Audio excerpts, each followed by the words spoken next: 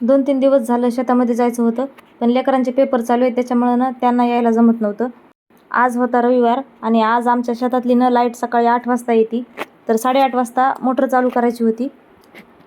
आणि मग आम्ही 2-2:30 वाजता गेलो होतो, कारण मोटर किती वेळ चलती का ते बघायचं होतं. तर आम्ही गेलो तेव्हा चालूच होती. आणि आज वरणबट्ट्या पण करायच्या होत्या, कारण काल एक व्हिडिओ टाकला होता मी, तर त्या व्हिडिओखाली एका ताईची कमेंट होती, ताई डाळबाटीची रेसिपी दाखवा. तसंही आज मला वरणबट्ट्या करायच्याच होत्या आणि तितक्यात त्या ताईंची पण कमेंट आली. मग काय वावरामध्ये ना आम्ही गवऱ्या बघितल्या. आज गवऱ्यातल्या बट्ट्या करायच्या होत्या, गवऱ्यामध्ये भाजून. आणि तशा वाफवून पण करतो, पण आमच्या इकडे जास्त ह्याच आवडतात. तर त्याच्यासाठीच आधी कुकर लावून घेतलं आणि परातीमध्ये ना गव्हाचं पीठ घेतलं, ते नीट व्यवस्थित चाळून घेतलं. त्याच्यामध्ये 1 वाटी रवा ॲड केला आणि खायचा सोडा ॲड केला. ओवा कुस्करला आणि तो टाकला, कारण त्याचा वास छान येईल म्हणून. आणि थोडंसं तेल गरम केलं आणि त्या तेलाचं मोहन त्याच्यामध्ये घातलं. बेसन पीठ टाकायचं होतं मला हरभऱ्याच्या डाळीचं, पण मला काय लक्षात नव्हतं. नंतर मग तेल टाकल्याच्या नंतर बेसन पीठ टाकलं 1 वाटी. रवा आणि बेसन पिठाचं एकच प्रमाण घेतलं.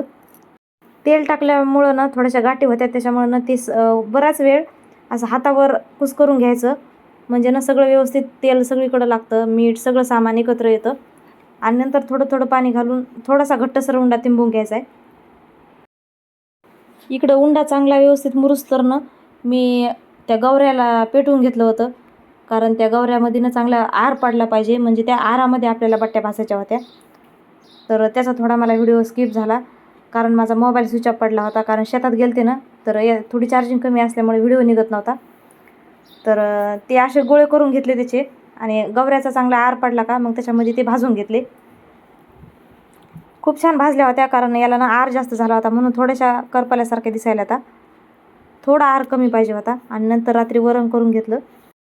आता ह्या वरणबट्ट्या तुम्ही जर पहिल्यांदाच बघत असाल आणि जरी दिसत असल्या का वेगळ्या, तर त्या टेस्टला खूप भारी लागतात. नक्की एकदा ट्राय करून बघा. आणि वरण पण खूप छान झालं होतं. नंतर थोडासा भात केला आणि त्या बट्ट्यानं अशा 2 फोडायच्या, वाटीमध्ये तूप गरम केलं होतं आणि त्या तुपात बुडवायच्या आणि बाजूला ठेवायच्या. हे आता बघताय तुम्ही एवढ्या नरम झाल्या होत्या. ही रेसिपी जर तुम्हाला आवडली असेल तर नक्की एकदा ट्राय करून बघा आणि कशी झाली ती मला कमेंट करून सांगा. भेटूया नेक्स्ट व्हिडिओमध्ये. तोपर्यंत बाय.